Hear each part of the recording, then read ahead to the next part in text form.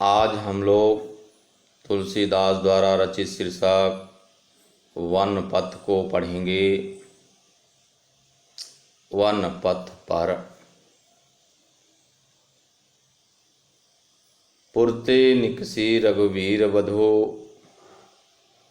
धर धीर दये मग में डग द्वय, झलकी भरी भाल कनी जल की, पुट सूख गए मधुराधर वै, फिर बूझत है चलनो अब केतिक, पर्णकुटी करिहों कितु है, तीय की लखी आतुरता पिय की अखिया, अति चारु चली जल च्वय।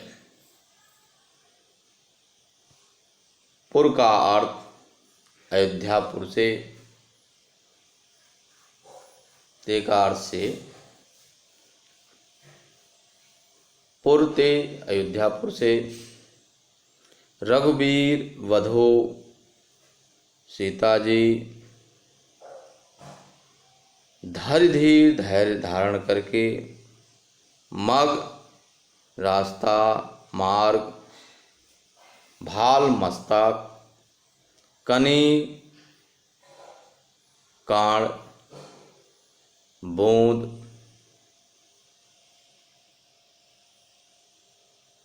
मधुराधर मधुर ओठ, बूझत है पूछती हैं, केतिक कितना, पर्णकुटी पत्तों की झोपड़ी, आतुरता व्याकुलता, तीय स्त्री या यहाँ श्री राम जी की पत्नी के लिए है, चारु सुंदर, च्वय प्रवाहित होने लगी अर्थात चूने लगी।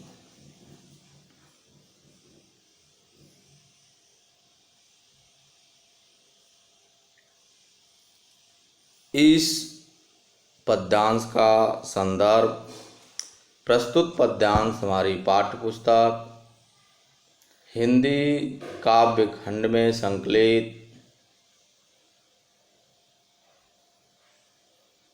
वनपथ शीर्षक से लिया गया है।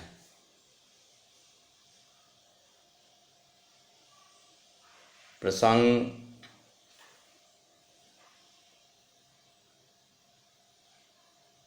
पिता की आज्ञा मानकर श्री राम अपने भाई लक्ष्मण और पत्नी सीता के साथ वन को चल दिए। उस समय का वर्णन है। व्याख्या तुलसीदास जी कहते हैं कि पुरते निकसी रघुवीर वधु, धर धीर दये मग में डग द्वय। श्री राम तथा लक्ष्मण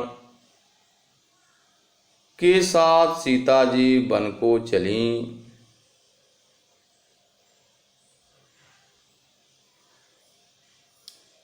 धर धीर दये मग में डग द्वय।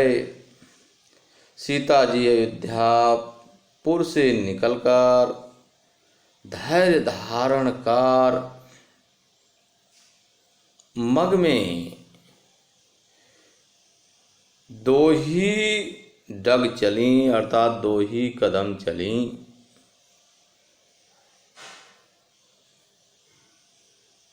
झलकी भरी भाल कनी जल की, पुट सूख गए मधुराधर वै। माथे पे जल की छोटी छोटी बूंदें या जल के कण दिखाई पड़ने लगे, झलकने लगे अर्थात माथे पर पसीना आ गया।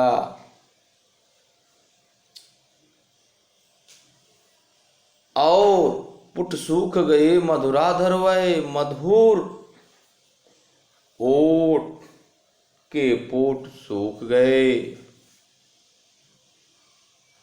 फिर बूझत है, फिर सीता जी पूछती हैं, चलनो अब केतिक पर्ण कुटी करिह्यों कि तुहै।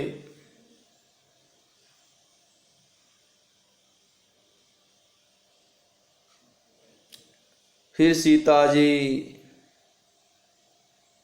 पूछने लगती हैं कि हमें और कितना दूर चलना पड़ेगा, पत्तों की कुटी कहाँ बनाएंगे। टियकी लखी आतुरता पीकी अखिया, अति चारु चली जल च्वाय। अंतर्यामी श्री राम अर्थात सब कुछ जानने वाले श्री राम सीता जी की व्याकुलता का कारण तुरंत समझ गए कि वे बहुत थक चुकी हैं और विश्राम करना चाहती हैं। राजमहल का सुख भोगने वाली अपनी सीता की अर्थात अपनी पत्नी की ऐसी दशा को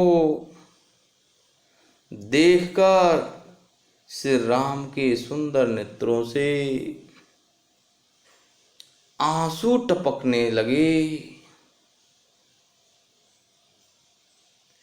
काव्यगत सौंदर्य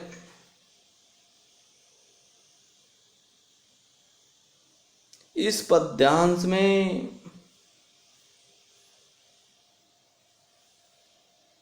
अतिशय सुकुमारता की व्यंजना की गई है। भाषा साहित्यिक ब्रज भाषा है। शैली चित्रात्मक एवं मुक्तक है।